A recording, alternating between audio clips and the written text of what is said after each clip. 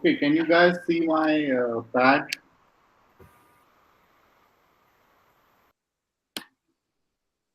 Please give a sign of life. Yes, Today there is I managed to grade yesterday. You must have seen. So there is a partial. You know, first just I want to look over the test, the midterm, and just discuss a few items. Okay, by and large, everybody did excellently. So I mean, I had to force myself to cut your marks, which you may not have liked if I cut here and there. But um in general, you did extremely well. So let me. I just want to discuss a few points from there. So, for example, in question number one, so there was this thing to prove.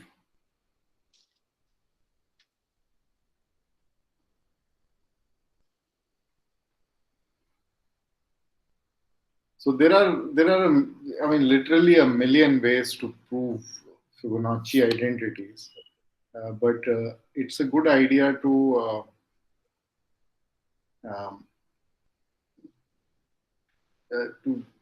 just I mean I saw some people made a little bit heavy weather of it, so I just want to discuss this. But first of all, I mean, what are Fibonacci numbers? So this is 1 0 1 1. So this is n equal to 0 1 2, and then 2 3 5 8 and 13 and so on. And this guy, if we just try it, so this is true for n bigger than 0. So if we just try it for n equal to 1, what do we get? So f2 is this guy, and f1 is f0 is 0 minus 1 square. So this fits, it's minus 1, which is minus 1 raised to 1. And n equal to 2, you have f, so 2 into 1 minus 1 square, which is plus 1. So this also fits. Now, if you're going to use induction, usually the simplest way is to use induction. So you consider it for, suppose it's true for n and you want to prove it for n plus 1. So you get n plus 2 fn minus, so you have to consider this guy. So it's true for f of n, let's say, true for n, and you consider this. And now all these items come in n. All you have to do is to change this one. Just see what happens if you do fn plus 1 plus fn times fn minus fn plus 1 square. And this will give you fn plus 1 fn plus fn square minus fn plus 1 square. And if you combine this guy with this guy, you will get fn plus 1 fn minus fn plus 1.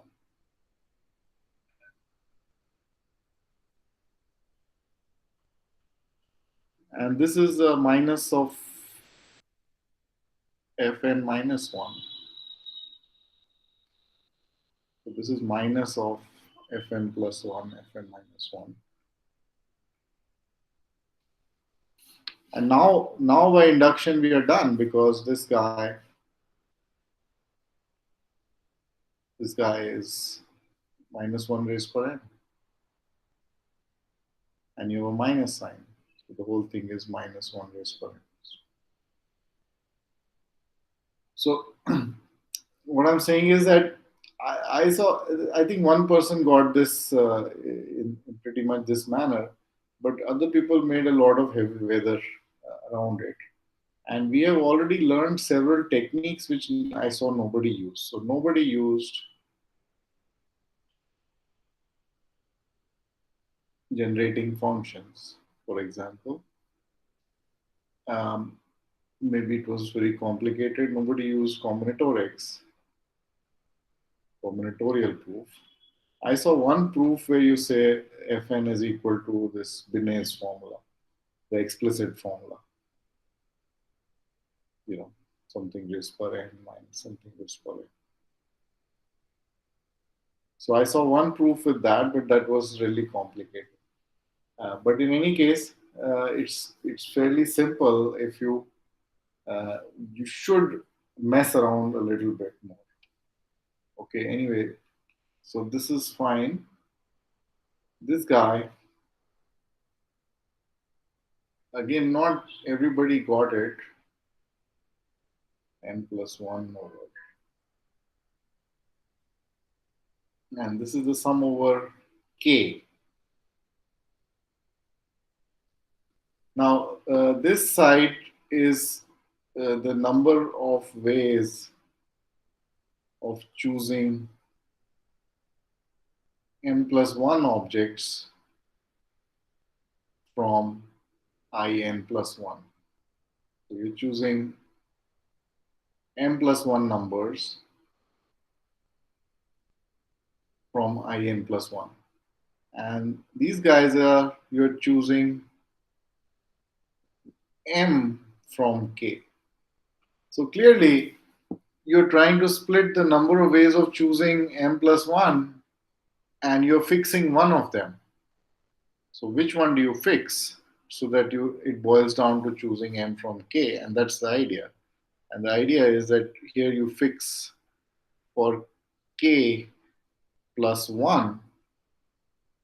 Suppose k plus 1 is in the subset.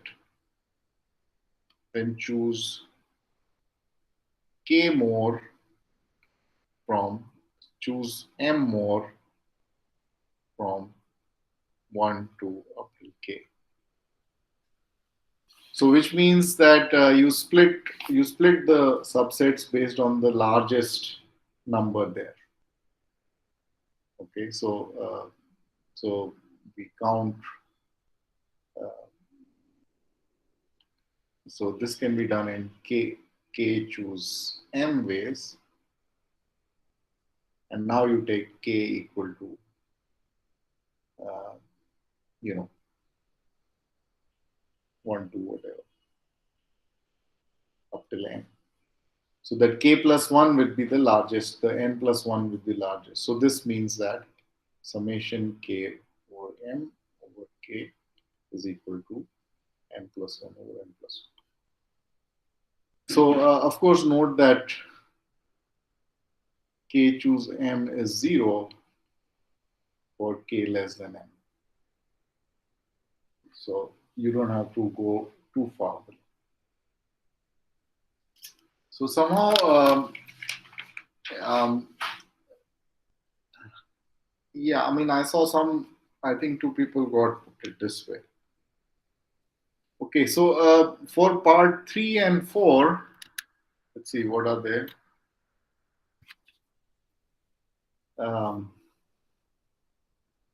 verify Euler's formula and so on.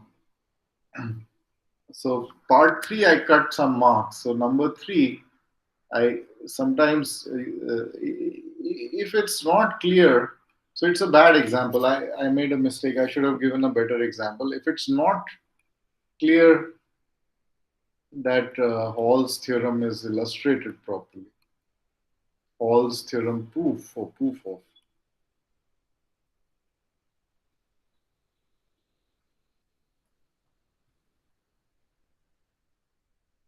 then I cut a couple of points.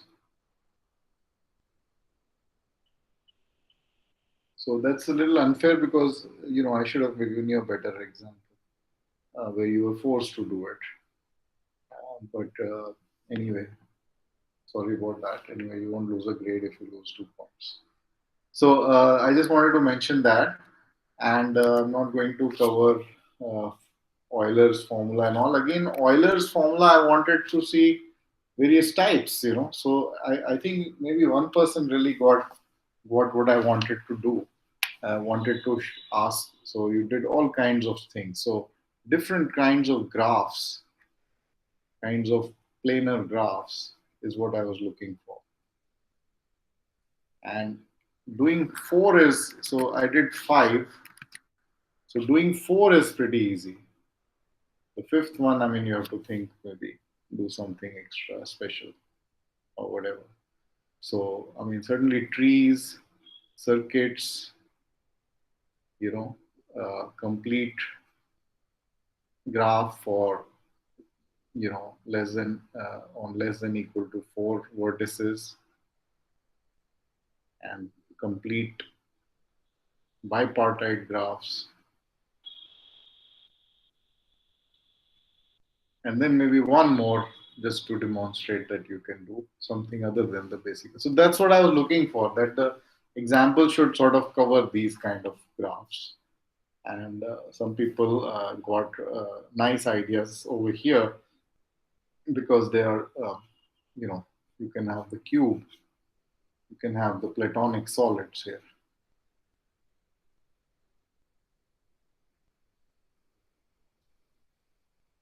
and that will be a good type of graph. But I was looking for variety. I mean, if you just do trees, then I mean, I know you understand Euler's formula, but you don't understand different types of graphs. Okay, so again, some points I may have cut. Any questions on that?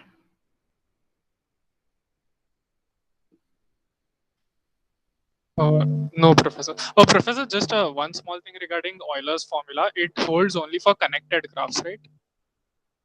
Yeah, does it? Yes. Because if we take like disconnected graphs, then the external pieces from the two just become the same thing. Right, right. Exactly. So there's only one region here, the outside region, and Right. whereas otherwise we are, yeah.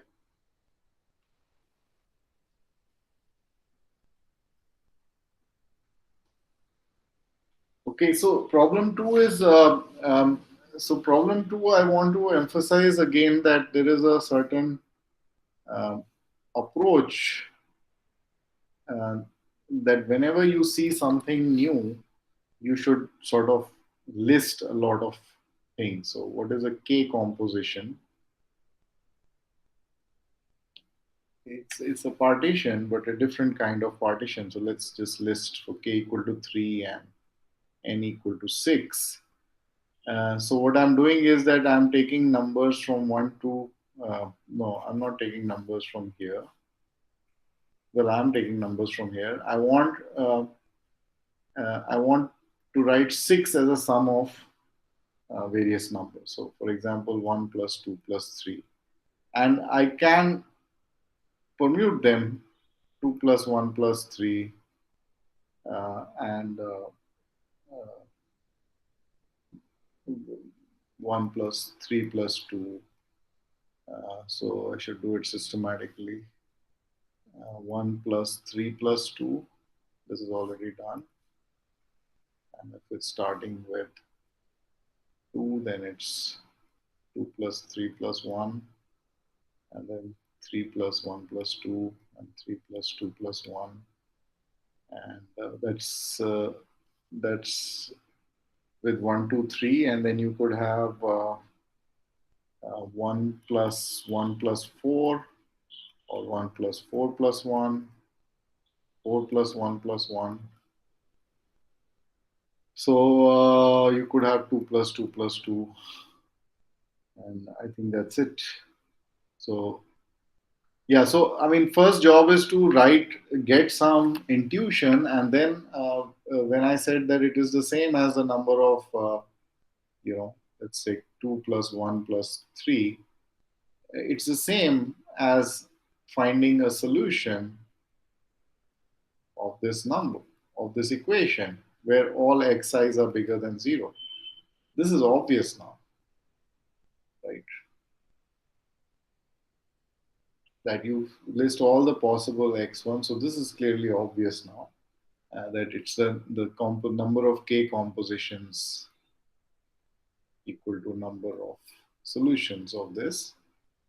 And now there was this other idea that you put dots and boxes, so you establish this kind of thing. So you have six dots, and then you put two bars there, and then if you count the number of dots here, that's two, that's one, and it's three. So this corresponds to dots with boxes, and this is very clear now that the total number of such objects is what?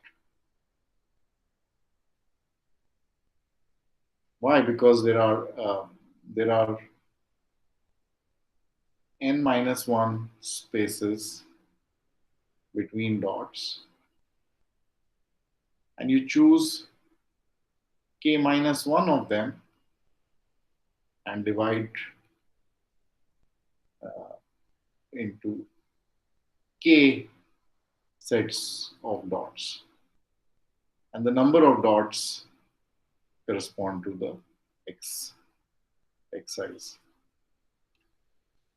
right? So basically, when you are looking at combinatorial objects, many times there is a obvious way where the formula is obvious. Here the formula is not so obvious, but when you write it like this, the formula, uh, uh, this is okay, and then you write it like this. This is totally obvious that okay, this is what you're doing, right?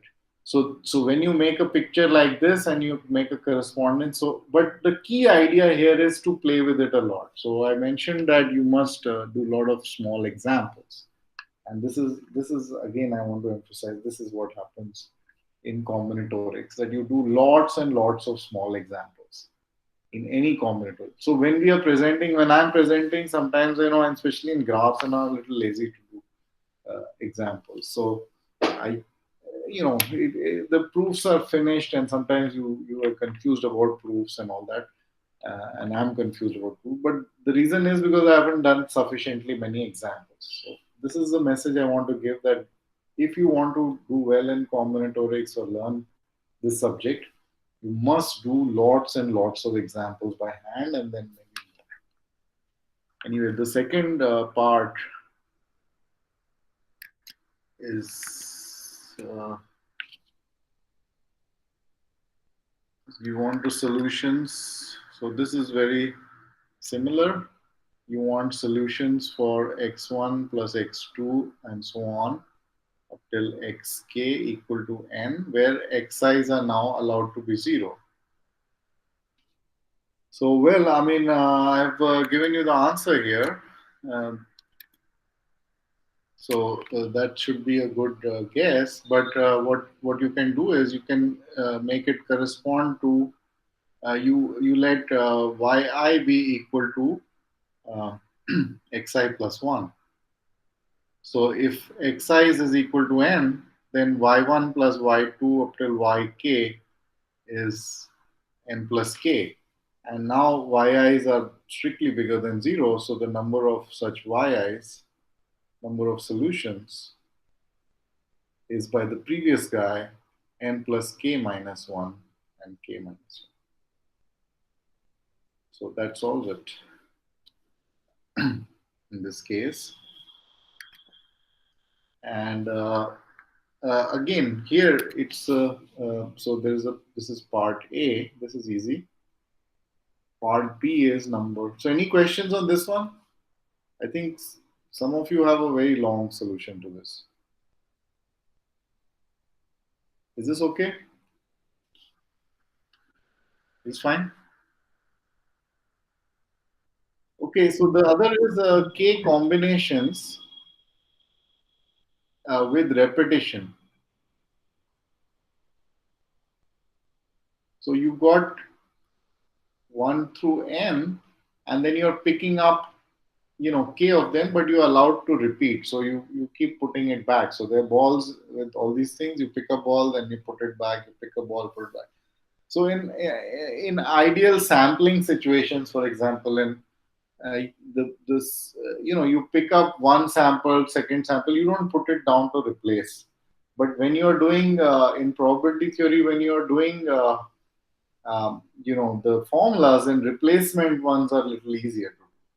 So if the sample size is huge, you say, okay, I mean, it's a, it's a simple, I mean, it's a nice approximation. So you assume that it's allowed with repetition. So this number, which is represented like this, is the number of k combinations with repetition. So let me just do simple one, k equal to 2, and let's do n equal to 3. So in is equal to 1, 2, 3. So k equal to 2, I mean, I can choose 1 and 1, or I can choose 1 and 2, or 1 and 3. I can choose 2 and 2. 2 and 1 is the same because it's a combination, 2 and 3 and 3. 2 and 3 also I can choose. Right? So there's 1, 2, 3, 4, 5, 6. Now, if you make more examples, one thing becomes clear that what you can do is you can say let, uh, the number of ones correspond to the x1, and number of twos correspond to the x2. So you're picking up number of n's correspond to xn.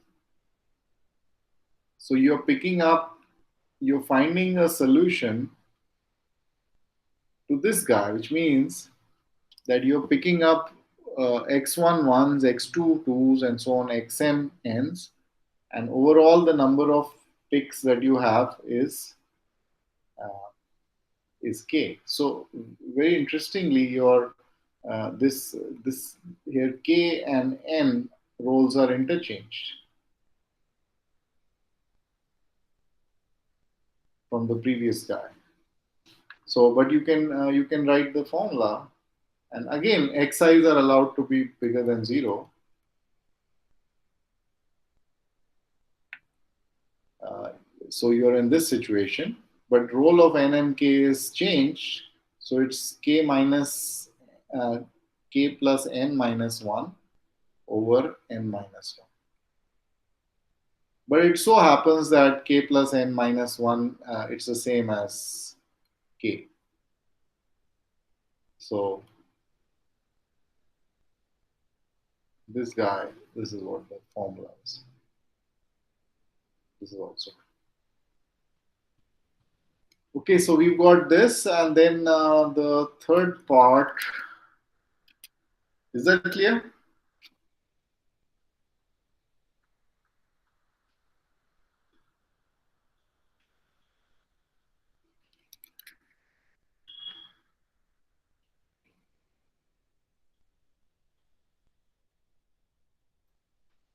This is the third part. Now we have an inequality, and the formula looks very similar. So what do we do? So if you have that, you say for every solution of this inequality.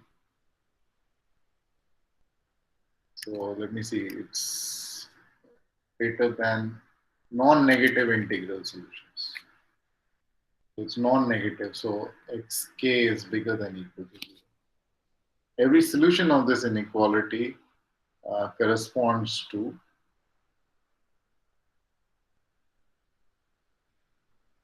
a solution of,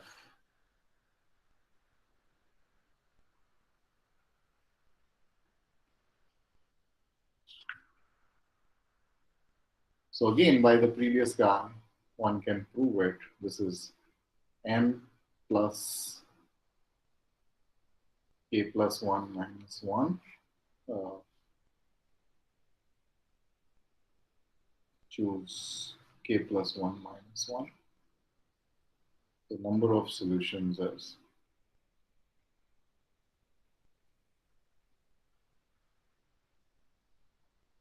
I mean, I've given you the answer, so you know it's something which can be related. So that was easy. And this is just for completeness. So you have functions from ik to in. Is this clear? Is this simple enough for you, Ayush? Yes, Professor. Got this. So, I mean, it's Yeah, I mean, I put it in a particular order because I wanted you to just get it in one. This was put for completeness because of the last part. So you want, so this was easy anyway. So one can go to any one of, one, two up till n. So there are n choices here. Similarly, two has n choices and so on. K has n choices. So you want all the functions. So the number of functions is equal to n raised per k. This is okay.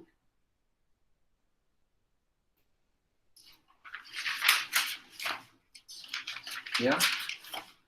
So this was just for completeness because the fifth part is the usual, uh, you know, table. So, so you're choosing k from n. This is something which I hadn't covered. More or less, everybody got it, but you had different proofs. This one I didn't want any proofs. I just said that okay, you can just do it. So you these are the four conditions.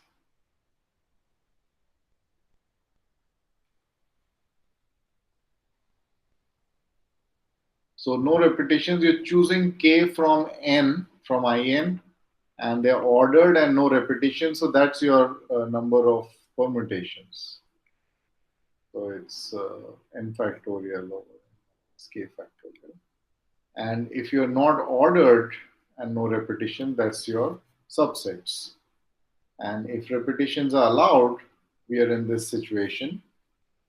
This means that you're choosing k objects from here, right? So the functions, it's the same thing as a functions. Uh, and here it is the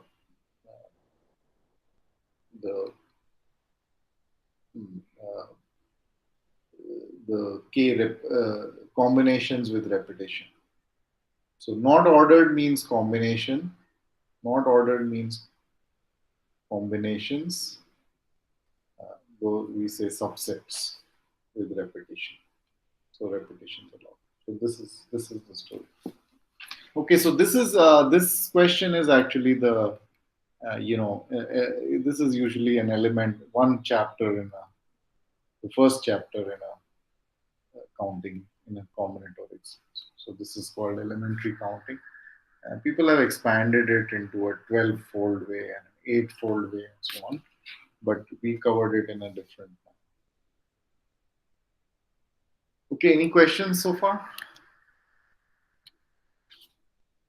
Okay, you probably know all No, this Professor. better than me because you've just done it. I just wanted to discuss what I want you to get. So now problem three is the Peterson graph, and so if you noticed all through the thing, I just didn't mention the Peterson graph though. Nishad in his talk, Nishad Kothari, he mentioned the Peterson. This is a very central graph compared to all the others. So this is a very good, you know,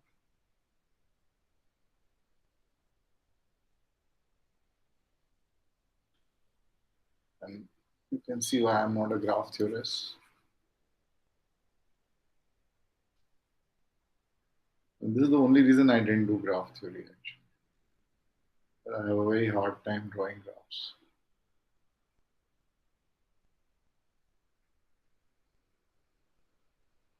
Anyway.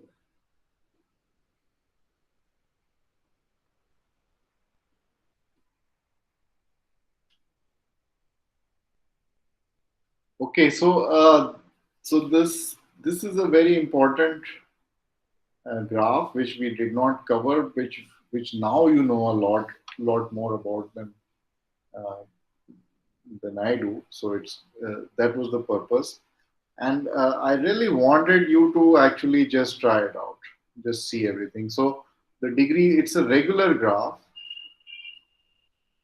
of degree three, and I once counted them, and there are ways to prove this and see it. but I just wanted you to count the cycles. So there are 12 5 cycles. So let me add that 5 cycles, I mean, 4 cycles are somewhat simpler. This 5 cycle business makes it really a very good example. If you cut one, nothing happens, cut two, nothing happens. If you cut, you have to cut like this and then it gets into two parts. So something like that. This is a problem with 5 cycle. I mean, it's highly. I mean, it's a feature of highly connected graphs. Okay, so now the only thing which I saw which was different, that there are two definitions of Eulerian path. The definition we follow is that it starts and it's a closed path. I don't think I cut any marks for that.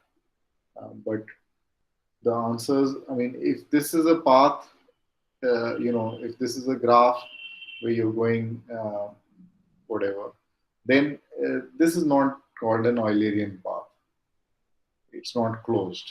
So here, I mean, in a graph with an Eulerian path, all vertices have to be even degree. So this is not clearly not all. And since all the vertices have degree 3, you know exactly how many you have to put to make it an Eulerian path and so on. So I think you did it more complicated because you many of you took this path to be, start from somewhere, you can end somewhere else. So you allowed for two. Doesn't matter. It's not planar for sure, and you can show it in multiple ways, which you showed. One of the ways is that it has a K33 and K5. Uh, it has both, in fact, as a so it has a subdivision of K33, and it can be contracted to get a K5. So both are available here, and again, it's quite a chore to figure it out. Anyway, so what I wanted to do in this problem was just to get you familiar with the Peterson graph, I mean, which I deliberately did not talk about, and I think you got there. And of course, it's not bipartite because it has a cycle of odd length, so it cannot be bipartite. Okay. Okay. Just briefly, number 4, in Stanley's book. So Stanley's book is the sort of Bible of enumerative combinatorics. I mean, there are two books. So this is Richard Stanley, and it's called Enumerative Combinatorics, Volume 1 and Volume 2. So, I mean, Stanley is very influential. He is from MIT. He's now retired. Um, but I mean, he still teaches some problem courses or something like that. So Stanley has, um, so he's collected together everything in combinatorics, and he writes really well. Um, his volume 2 has 66 ways of looking at Catalan number,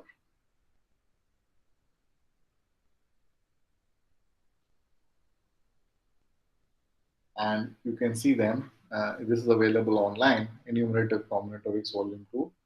And I think the Wikipedia page also lists them. And plus, there is a supplement on his website. So there are even more than that.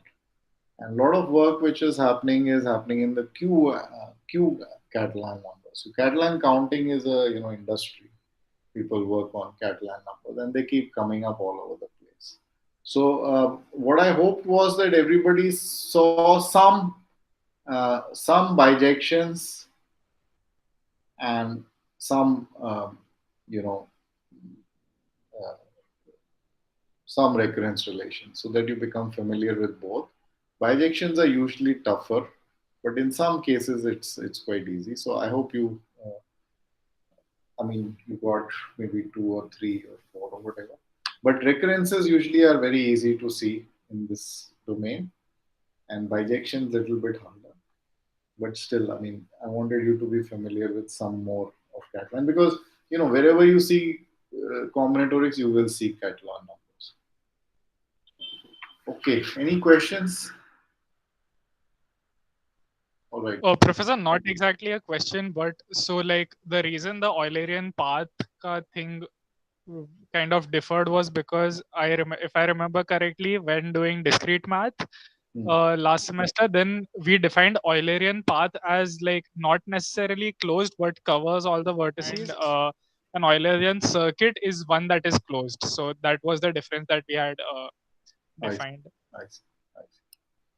Yeah. So I mean, various books also they do various. Uh, they have different solutions.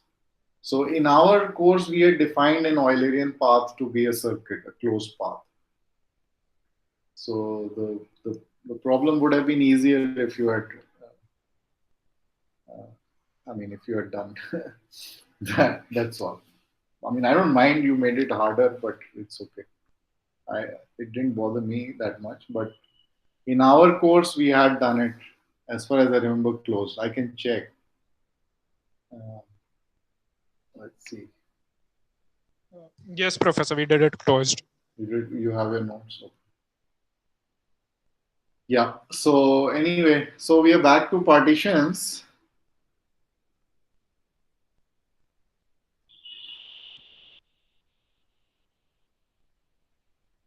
So just recall, we had this approach x3 plus x2 plus 2x1. This represented 1 plus 1 plus 2 plus 3. So it's a representation of partitions, and a partition was we also had lambda 1, lambda equal to lambda 1, lambda 2. Well, it's a problem how to write it. By the way, I don't know if is Prateek there?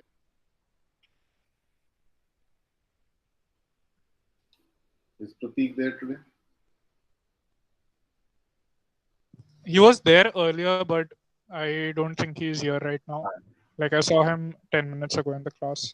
Achha. Yeah, so I mean, I plan to do. Um, I mean, I had planned to. Let me write over here. I had planned to do something known as sure functions, and I could, if we have time, I could do some level of representation theory too. I mean, I need to learn it myself, so it's a good idea to teach it. So, I mean, these are really important in combinatorics. So if you're, I mean, whatever your interest is, we might be able to do a little bit of this, depending on how much of how efficiently we do partitions. Uh, so I just thought I'll mention it because yesterday Pratik was asking about this. So is there a course in math in representation theory in the math department at all? No, Professor, not as of now. And it won't be there in the computer science department for sure in any case. So I think computer scientists are only mostly interested in graphs and trees and algorithms from there, some level of generating functions. So yeah, so let's see. I mean, if we can include it here, that would be nice. I mean, but I want to include some number theory too, so because that also is not covered in. So number theory will happen without any issue. Uh, that is anyway going to happen very fast. So okay, so I just thought I'll mention it. Okay, let me see now. So some more partition theorems. So if we recall, let me try to recall. We had three things. In fact, it's right here.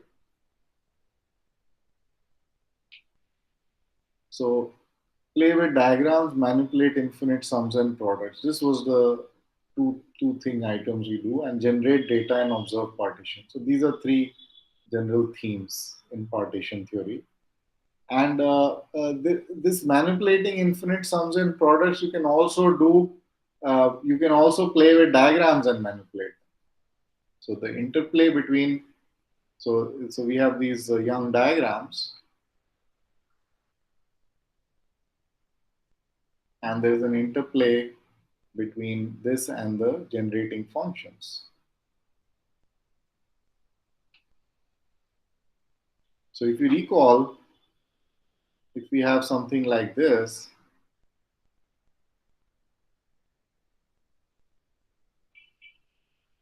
which I denoted by 1 over q sub k, then this is the generating function of partitions with um, parts less than equal to k, right? Now, suppose I consider this guy.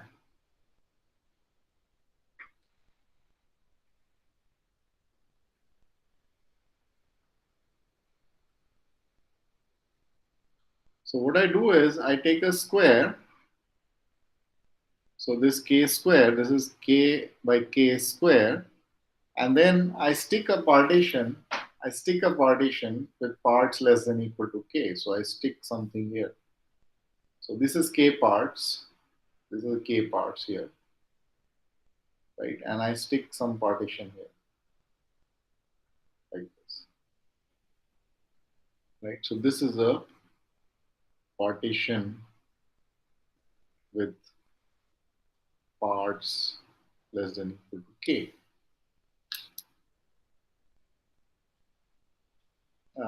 With the, I mean, I could do both. With less than equal to k parts also is fine. So what do I mean by parts less than equal to k? Less than equal to k parts. So is equal to, this was equal to number of partitions. Partitions.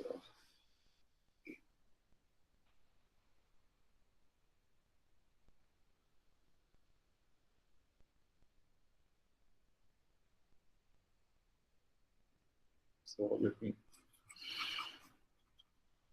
write it again. So this is the generating function of partitions with parts smaller than k, and this was equal to the number of partitions with uh, parts uh, with number of parts at most k. Right? We had if you have a partition with parts less than equal to k, uh, then you can go this way, and then you will get the maximum. I mean, the maximum size k, and if you go this way, you get partition with less than equal to k parts.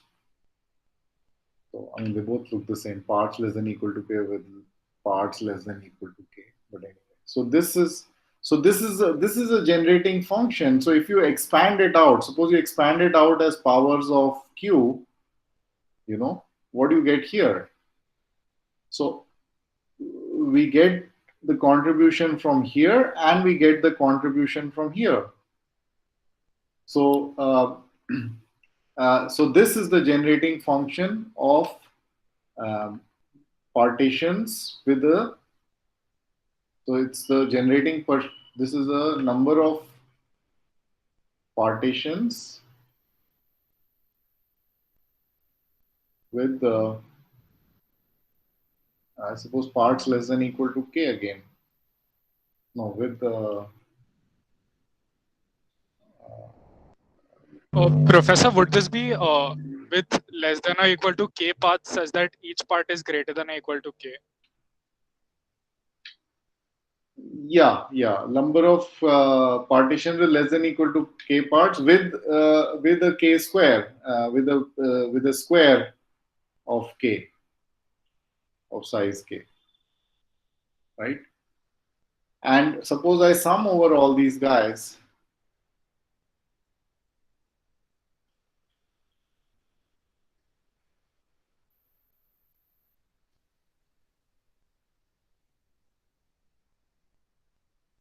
Actually, I don't want to do that. What I want to do is another thing.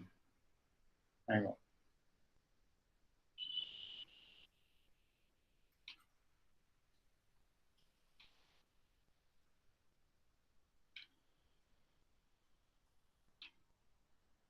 What I want to do is I want to stick another guy here. And this one is a uh, partition with largest part less than equal to k. And then what I'll get is that I'll get the generating function as this whole thing square. So I have two of them. So I have this guy and I have this guy. Okay, so this is the generating function of a partition with square k with largest square of size k, right? Then I cover both the items. I mean, I cover that whatever rest is there is this is not going beyond the k, and whatever is over here is not going beyond the k, and this is the partition. And if I sum this guy,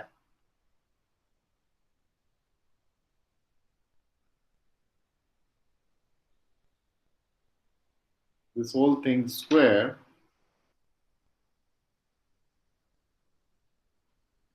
what will I get? So every partition has got some square of size k for some k.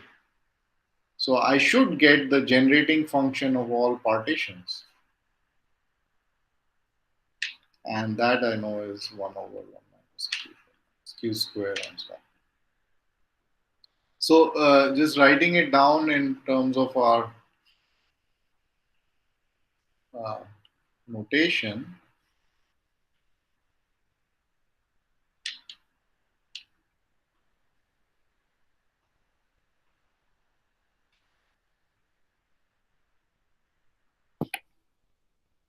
this is the sum.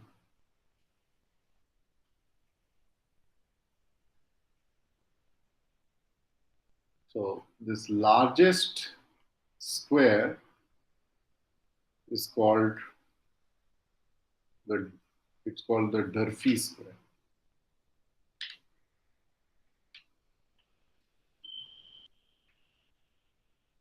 Okay, so do you get this proof? This is also due to probably Euler or Jacobi. I'm not so sure. So what he's doing is he's taking the generating function and he's dividing it into a generating function of a partition with the largest square k, and then you stick on a partition with less than equal to k parts, and you stick on a partition with largest part less than equal to k. So stick one here, stick one here. Both of them have the same generating function, 1 over 1 minus q. So if you expand any one of these guys, you'll get this partition. You expand this guy, you get that partition, and this guy you attach to it. So the n is basically constructed of this k square plus something plus from here plus something from here, right? So this comes from a partition with this part. This comes with a partition, and when you collect together all the n's, then you get a partition with largest square k, with the Durfee square of size k. And then if you sum over all k, every partition has got some kind of Durfee square. I mean, either 0, 1, 2, or whatever. Any partition has it. So whatever partition you have, you know, whatever partition you have, suppose this is the partition, right? Then you figure out what's the Durfee square. It's this guy, this guy, this guy, this guy is a Durfee square. And this part is something which has got less than k size, and this part has got less, the largest part is smaller than k. So that's the story of this identity. Is this clear? If it's not clear, I'm going to do another one. So now, um, now let's see. What I do is,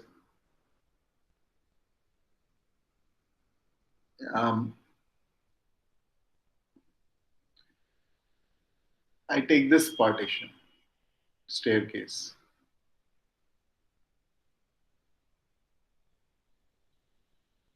You know what? I'm going to try and use these squares.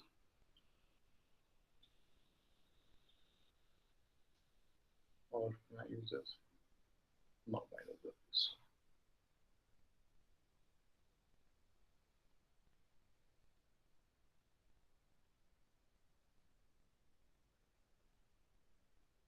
So 1, 2, 3, and suppose I go on up till k.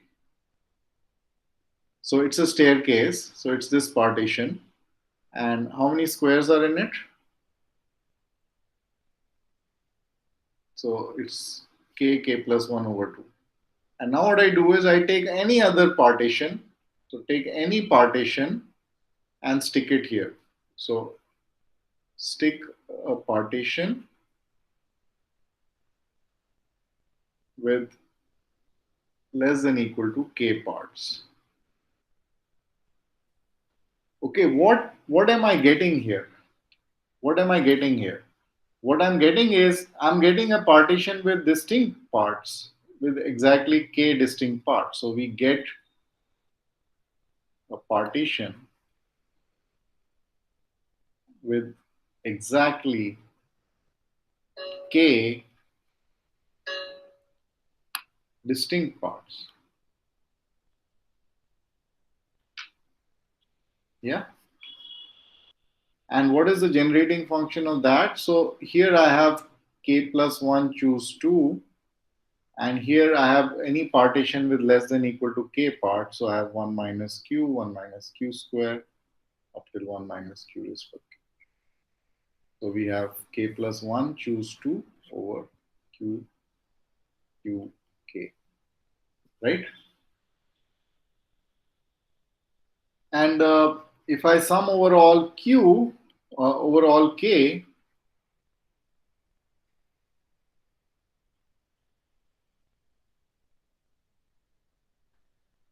then I will get the generating function of all uh, partitions with distinct parts,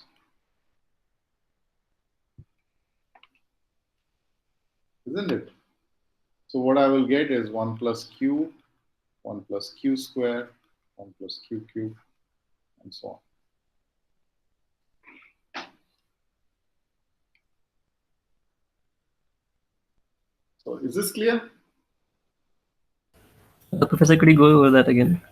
The how we get distinct parts from the staircase. So, I mean, whatever you stick on, it's going to be, this is going to be something bigger than, I mean, it's not, so whatever, suppose I stick on, let's say I have 4 and 3 and 2 and 1. And now I stick on any partition. Let's say I stick on 3, 2, 1. Right, because it's increasing. Okay. Yeah. Yeah. So suppose I stick on 3 here, then I get some 3 more here, then I get 2 more here. I mean, whatever I stick on, because of this step, it's going to be distinct parts. It can't be the same. And this we did last time, that if we have, so basically the thing to remember is that the partitions are generated like this, right? So 1 plus q square plus q cube, so on. 1 plus q square plus q raised power 4 plus 1. And when you're doing q raised per n, you're picking something here, and this stands for 1 plus 1. And this stands for 2 plus 2. So whatever you are picking up, you're getting a partition of n over here. So when you collect all the terms of n, you get this. So if you want distinct parts, you don't want this, you don't want this. You just have 1 plus q square, 1 plus q cube. So that's the generating function or distinct parts. So you combine these two and you get this. So this very strange identity. I mean, as an exercise, just verify it. Verify on Sage. You can't. I mean, how do you verify on? You verify coefficients of q and q square and q cube and see if it works out. It's a very strange identity, very difficult identity actually to prove by usual calculus methods. But here it's trivial. I mean, it's just it's yeah. So this is the charm of. Uh, okay, so I'm a little disorganized, so I'm looking at various notes. Uh, I mean, these are things I've. So okay, so the next theorem is due to Euler again. So we are still at Euler, and this is known as Euler's pentagonal number theorem. So this is, I mean, it comes both um, in combinatorics and number theory, and this is in 18th century, and this is one of the things that he started. So again, he takes the q, and what he does is he considers this guy.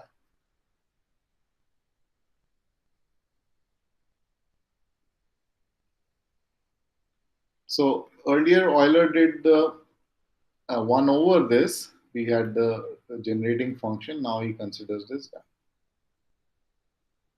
And then what Euler did was that he actually multiplied these terms up till about 50 of them, and he got these values. So we can multiply on Sage, it's much easier, but he got this value.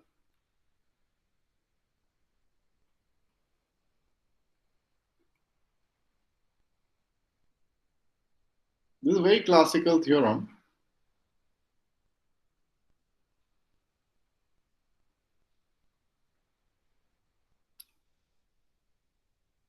Okay, so one thing you notice is that, I mean, it's either 0 or 1 or minus 1, right?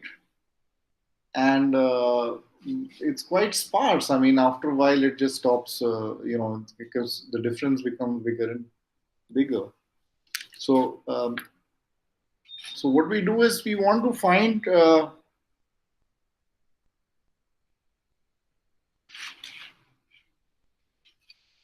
so let's write this. So what Euler did was he actually calculated up till 50, and then he found the law.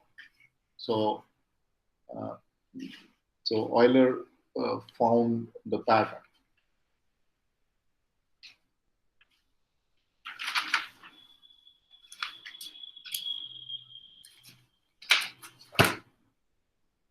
Okay, so what he did? So he wrote down the exponents. So q raised power 0 is 1, then 1, then 2, 5, 7, 12, 15, 22, 26, 35, and 40. And one common trick that one does is that one looks at the differences to see if we can spot a pattern. So tell me the differences. This is 7, 4, 9, 5, right? So there are actually two patterns. There are two patterns,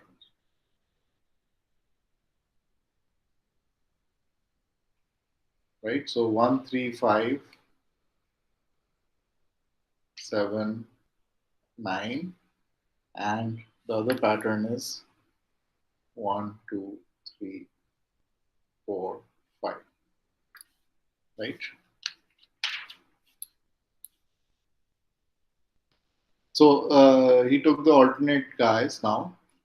So he looked at the every other term. So he looked at every other term,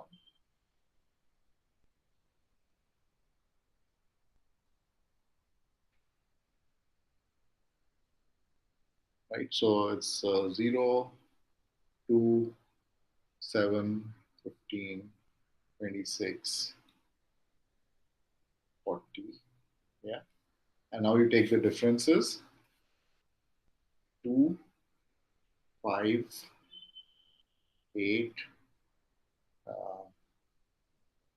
11, 14. Again, take the differences.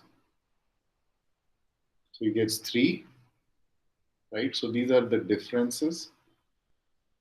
I mean, these are tricks that one learns when you're a kid to to find the next term of a sequence, right?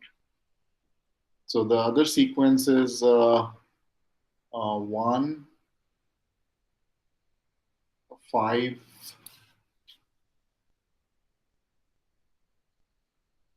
no,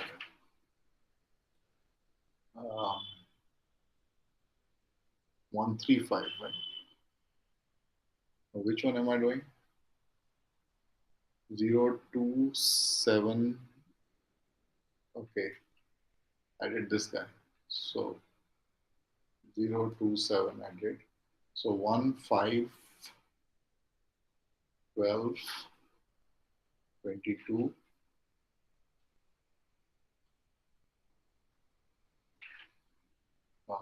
22 and 35. Okay, so that's 4, uh, 7, 10, 13, and again the differences, second differences are 3. So what Euler did was he wrote one more step and he went backwards.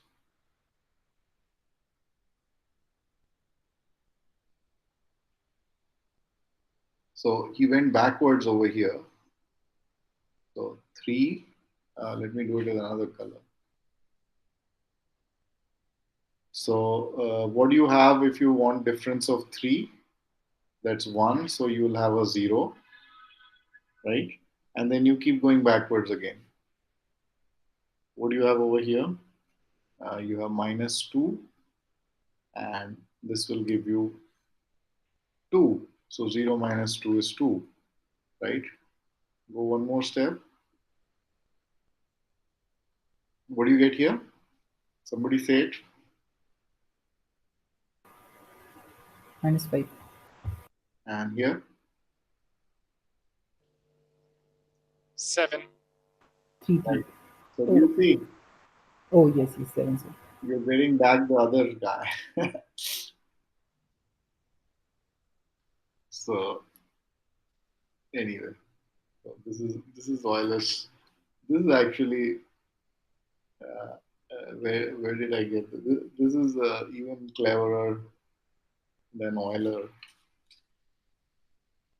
Anyway, so you get a series where the second difference is 2, and this is basically you are getting for n equal to, let me use a third color, n equal to 0, 1, 2, 3, 4, and -1, -2, -3, things like that. This is what you're getting. Okay, so any so by the way, this idea, this comes from ASCII's lectures. So Dick ASCII is recently passed away. He is a very he was a very famous special functions guy. and he had his lectures, which will at some point be typed up. I mean, it's still been typed up, but they have to be edited and put up. Uh, and at some point, they'll be done. So, so he has all kinds of interesting ways of looking at it, and this is his way of interpreting Euler's approach. So anyway, going on, we see that um, any sequence whose second difference is constant is of uh, is a quadratic polynomial in n. So just like, I mean, you have a second derivative is constant, then it's a quadratic polynomial. So second difference quotient is difference is also quadratic. So if we let n equal to 0 give 0, so in fact I should have this as 0, 1, 2, 3, 4, maybe. So if I let n equal to 0 give 0, the sequence should be of this form.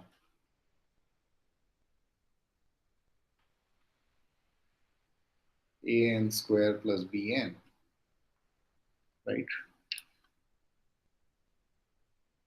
Well, let me put lambda and mu because that's what ASCII has.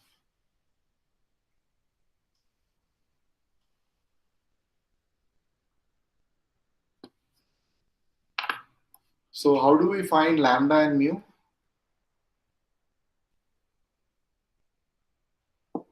Just plug in 1 and 2 and verify the values. Exactly, exactly. So we just say that, okay, what is A1?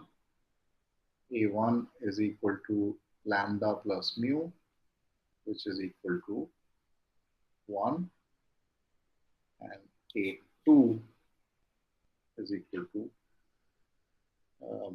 4 lambda plus 2 mu, which is equal to 5. So lambda is equal to 3 by 2 and mu equal to 1 by 2. And so Euler guessed that An is equal to um, 3n square over 2 minus n by 2, right? And you can verify it that an plus 1 minus an is equal to 3 by 2 n plus 1 square minus n plus 1 by 2 minus 3 by 2 n square plus n by 2. What do you get? You get 3n plus 1 and then 3n plus 1 plus 1 minus 3n plus 1 will give you 3 as required. So what Euler suspected, conjectured first, and proved later, that this product k going from 1 to infinity, which we have called q infinity.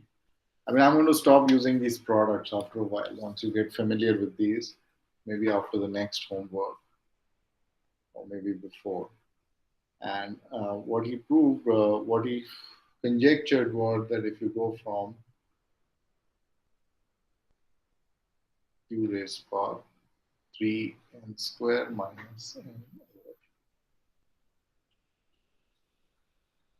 So the plus minus pattern,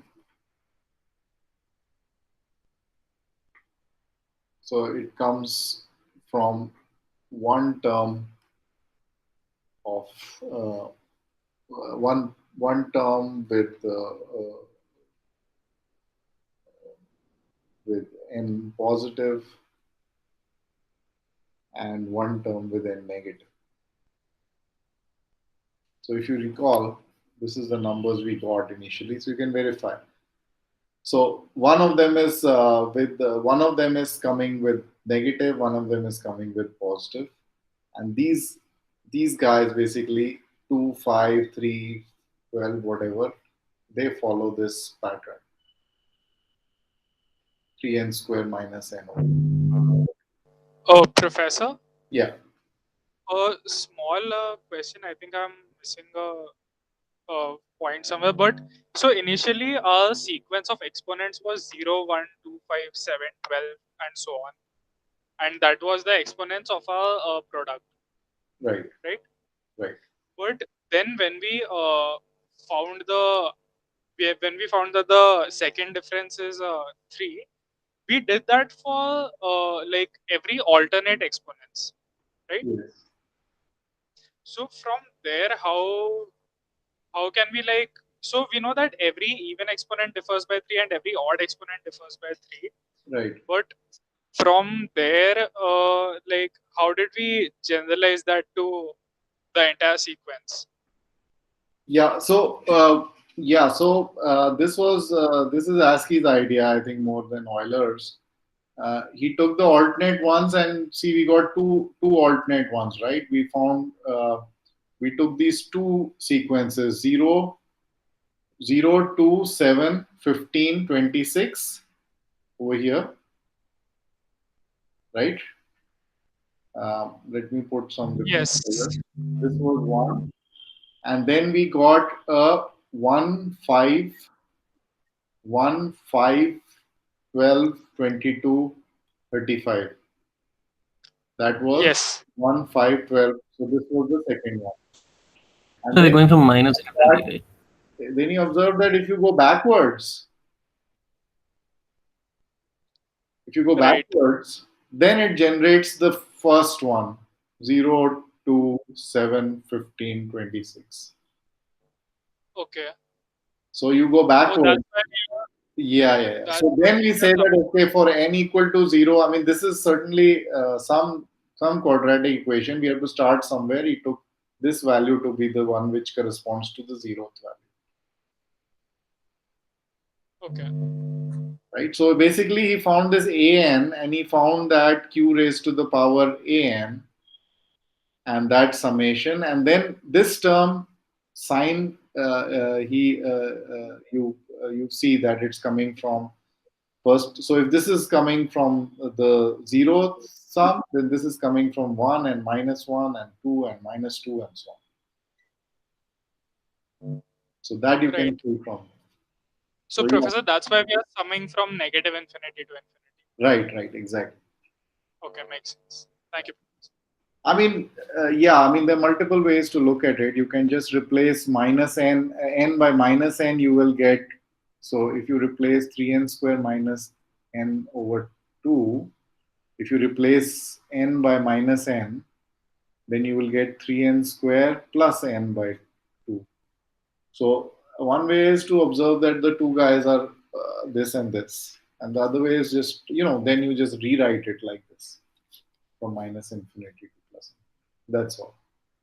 So that is probably what Euler did, but ASCII was like, ASCII is even smarter. So anyway, so this is a conjecture right now. And what are we saying in terms of, so Euler eventually found a proof. Eventually, Euler found a proof, and it's not so easy. But what are we saying? We are saying 1 minus q square. So let's do a few,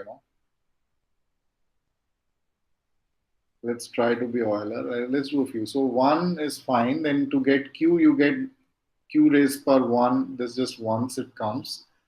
Q square will only come when you have this one and all the rest ones. How about q cubed? So q cubed will come from here and here. So minus 1 times minus 1.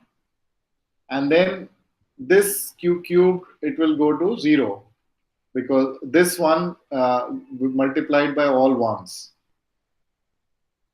You see that? So how do you get q raised per 4? Well, 1 q raised per 4 you will get from here, right? From this chap, multiplied by all ones. And then another q raised per 4 you will get with from 1 plus 3, right? So if you wish, I can write it like this. It's q raised per, this one is coming from 1 plus 2. So this one is minus 1 square, plus q is coming from from 3, and here we have a minus 1, right? And similarly, I can write this one as minus 1 q raised per 4 plus minus 1 2 q raised per 1 plus 3. Do you see what I'm doing? This is 0. This is 0. Yes, Professor. And what do I do when I get 5? So how do I get 5? I get from 1 and 4. So I get minus 1 square q raised per 1 plus 4. Then I also get 1 from 2 plus 3. And I get 1 from 5. Right? Now I'll get plus 1 minus 1. So I'll get overall minus q raised per 5. So, what do we have? So we see that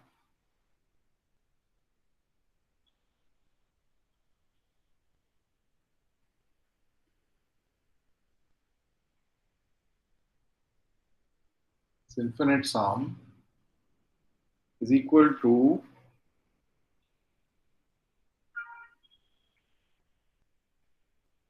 n going from 0 to infinity, q raised per n, number of ways of writing n. I just used it. I just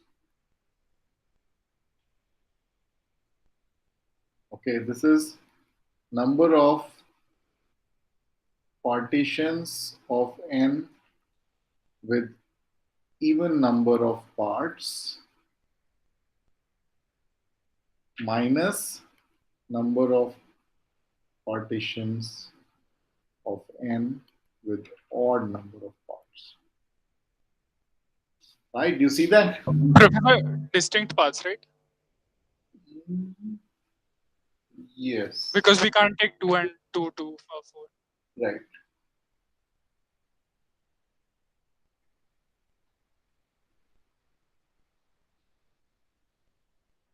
Right. So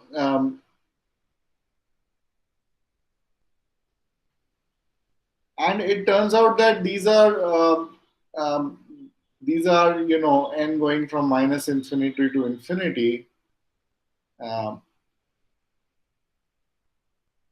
minus 1 raised per n q raised per n, or let me go from 1 to infinity, and then you'll get minus 1 raised per n. You can even write it like this, n, what is it, 3n square minus n. So n times 3n minus 1.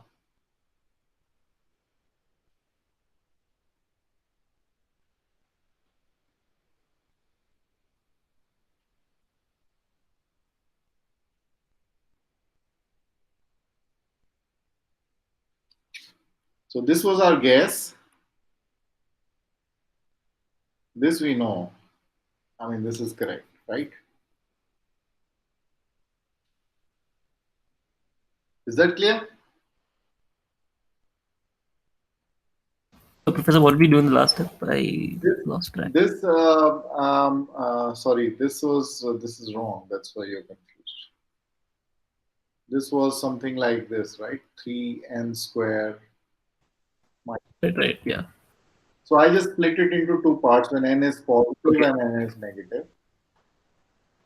So when n is positive, then it's n 3n minus 1. When it's negative, it is n by 2, 3n plus 1.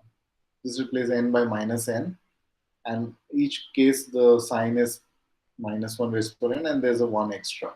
And this is what we got from just multiplying out and seeing what it is in terms of partitions. So next time, um, let me do a proof of Euler's this theorem, which is called pentagonal number theorem, given by an American mathematician called Franklin. This is in the 1900 something, maybe 1940s. Um, so what he proved was that, he proved that if you take the number of uh, partitions of n with n even with distinct parts, then it equals n odd, except when n is of this form, and there's a difference of that's what gives you the sign of this thing. So very very clever and brilliant proof. Why is it called PNT, pentagonal number theorem?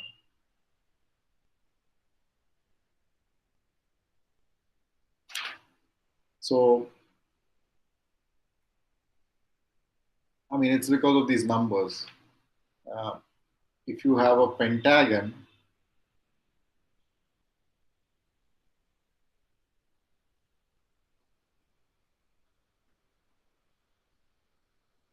there's five. So maybe next time I'll find a better picture. It's the number of. Next time I'll make it. So it's basically the number of dots inside a pentagon. If you keep going up pentagonal numbers, so these are called pentagonal numbers. I'm really bad at drawing, so I'll just find some picture and show you. So these numbers, 3n squared minus n over 2 for n equal to uh, 1, it's 1. N equal to 2, it's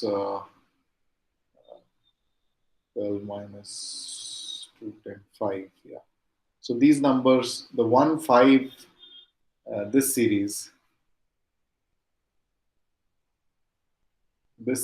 1, 5, 12, 22 is called the pentagonal numbers. So that's why this 1, 5, 12, 22, these are called pentagonal numbers. And that's because they come in a, if you draw a pentagon, then successive pentagons, then they count the number of dots. So I'll find a picture of that for next time. So this is called Euler's pentagonal number theorem. This was the first non-trivial proof of in partitions, which was really a clever proof by Franklin. And it was the first really nice proof of Euler's theorem. So we will see another proof also of a more general theorem by Jacobi. It's called Jacobi triple product identity, which is a more generalization. It's a generalization of this particular theorem, Euler's pentagonal number theorem. But a really elegant proof was given by Franklin, which happened. I mean, this is 1900 something. I'm not sure. Oh, wait a second. This is 18 something. This is 1880. And Euler's stuff was in 1700 something, 1740s. So it took more than 100 years before you got a nice proof for this theorem. And I'll show you the proof next time. Okay, any questions?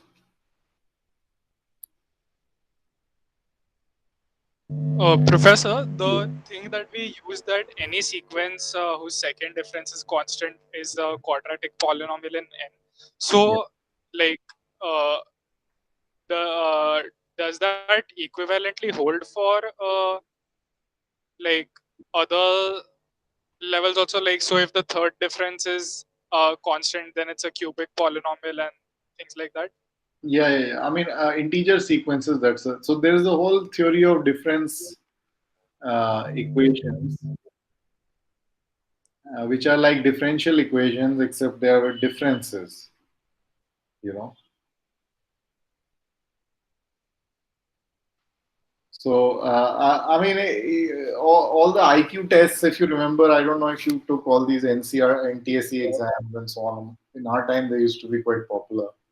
They used to have these questions that you give a sequence and you you know, find its nth term. So the trick used to be that you find the difference equations and another difference equation and so on. So, you know, for example, this kind of guy, what's the next term?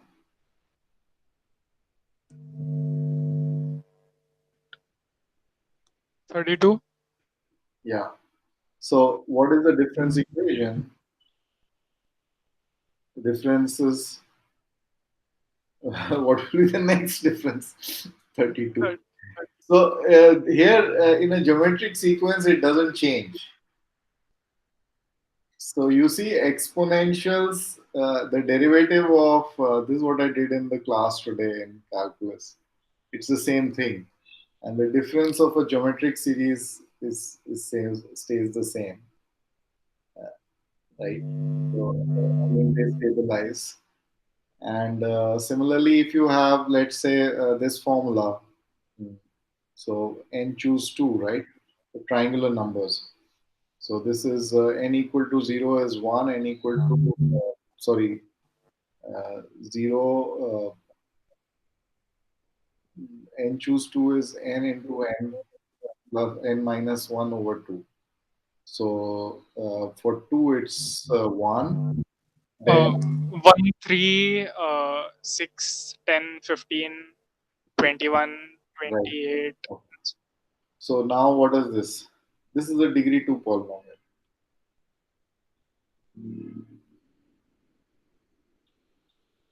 And what do you get here? So the third one will be 0. So if it's a degree 2, then the third difference will be 0. So you can prove similar things that if the third degree is 0, this means that it's, you know, if it's 0, then it's constant, sort of, right? So if the second degree has degree 1, linear, and so on. So there's an entire theory which is like that. It's basically used for IQ tests and that's it. So it's not covered in math. I don't know why not, because I use it all the time. I mean, this is a trick which I use every once in a while.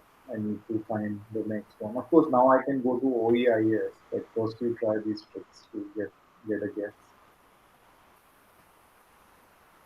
Okay. So yeah, I mean, your favorite one, this guy. You can